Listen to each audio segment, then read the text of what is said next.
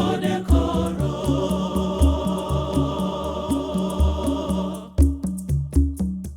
tokumbira kuna Mwari Baba Mwari nzwira iwo bana benyu sisi mubape kugarika tokumbira kuna Mwari Baba Mwari nzwira iwo bana benyu sisi mubape kugarika runyararo kumapfazuva runyararo kumadokero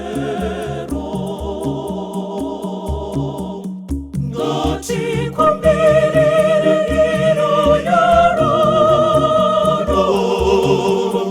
munyika yedu yeZimbabwe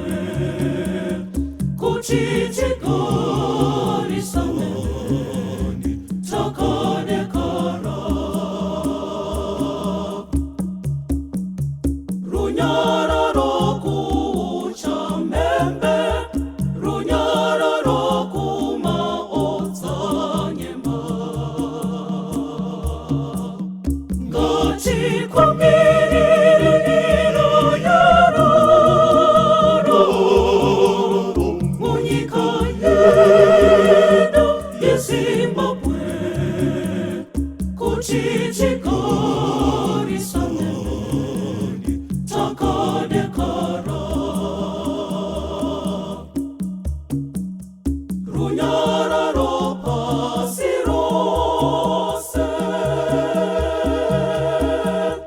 runyararo kuvanhu vose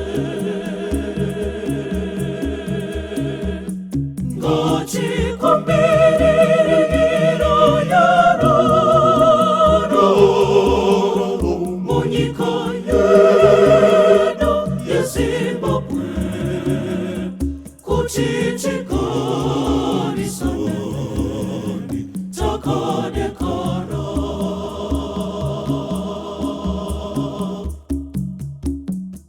tokumbira kuna Mwari Baba Mwari nzwira iwo bana benyu sisi mubape kugarika tokumbira kuna Mwari Baba Mwari nzwira iwo bana benyu sisi mubape